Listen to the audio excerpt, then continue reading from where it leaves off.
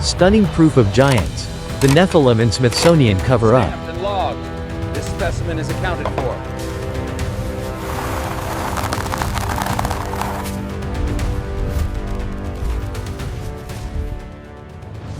Mainstream history paints a clear picture of human evolution.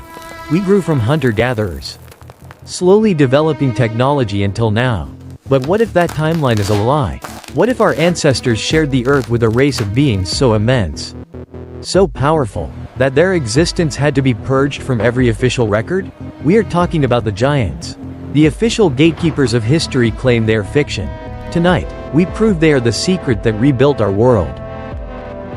The most controversial evidence lies in the world's most sacred text. The Book of Genesis, chapter 6, speaks plainly. There were giants, Nephilim, on the earth in those days, the mighty men which were of old, men of renown. These were the offspring of the sons of God, often interpreted as fallen angels, and the daughters of men. Not merely tall people, but a literal hybrid race of colossal strength and stature. This is the foundation of human prehistory that the establishment wants forgotten.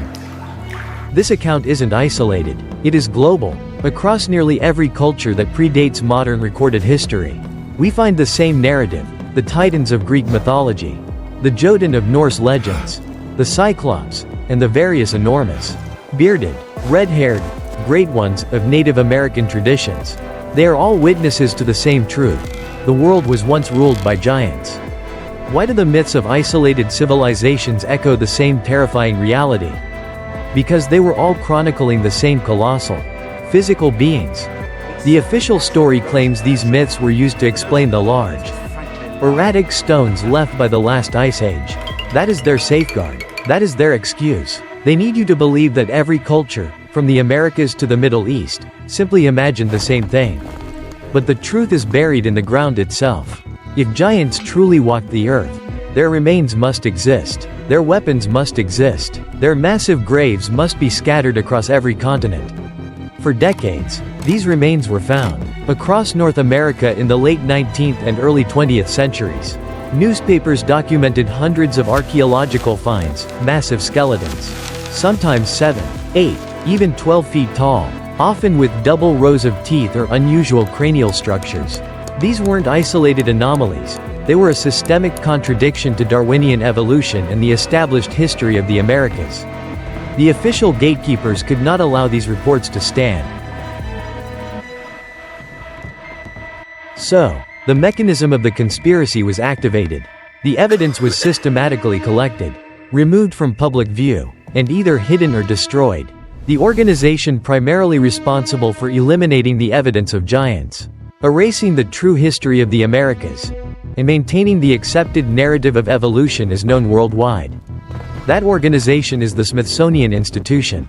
Our next segment dives into the shocking internal documents and witness accounts that confirm the Smithsonian's direct role in the greatest archaeological cover-up of all time. The cover-up required eliminating specific, undeniable proof. One of the most famous cases occurred in the late 1880s in Sayre, Pennsylvania. Excavators found several skeletons measuring nearly 10 feet tall with the unusual characteristic of a double row of teeth. These finds were immediately seized by Smithsonian agents. Another key case is the Lovelock Cave, Nevada, where Native American oral history speaks of red-haired giants. Excavations yielded numerous mummified remains, one allegedly over 8 feet tall, before the area was suddenly closed off.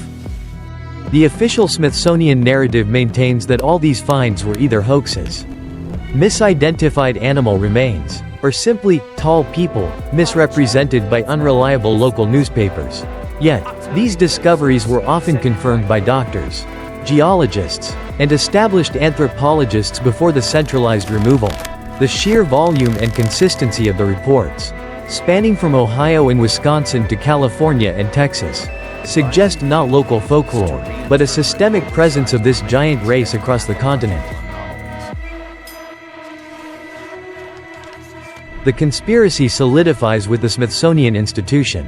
Why did they dedicate resources to collecting and silencing hundreds of finds that contradict their scientific framework? The suppressed truth is that these giant skeletons, the Nephilim, posed an existential threat to the dominant theory of history and evolution.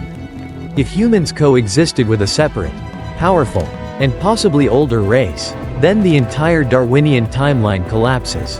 The Smithsonian acted as the scientific muscle for the powerful elite, protecting the foundation of the accepted historical narrative.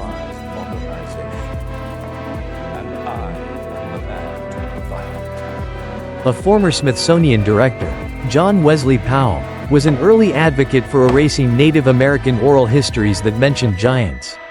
The motive was clear: to claim the continent was discovered rather than inherited from a forgotten ancient conflict. This conspiracy goes beyond suppressing bones. It's about controlling the very origin story of the United States. Where are the hundreds of bodies now?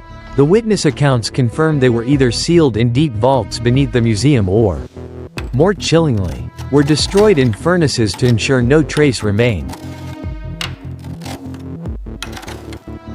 The existence of giants, the Nephilim, validates not only the biblical narrative but also the worldwide folklore. It suggests a cataclysm, like Noah's flood, which they barely survived, that reset civilization. The suppressed proof is too vast to be ignored. It confirms a time when Earth was inhabited by beings of power and scale that we can barely imagine. Beings whose descendants may still influence hidden corners of our world. The conspiracy's power lies not in making us forget, but in making us believe that what we find is only fantasy. The truth of the Nephilim is the ultimate proof that our history is fiction. It's the proof that the current gatekeepers fear the most, because acknowledging the giants means admitting a war was fought. And a lineage was covered up.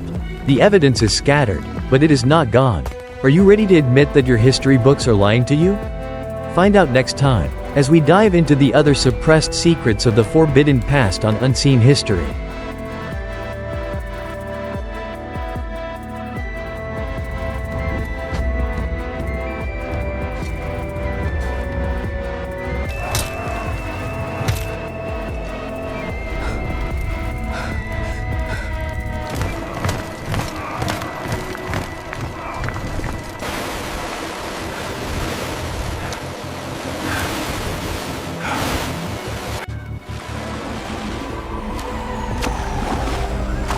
Consider the message of the risen Christ, Your Majesty. He offers eternal victory. Victory, you say? Where are they? Search the ruins!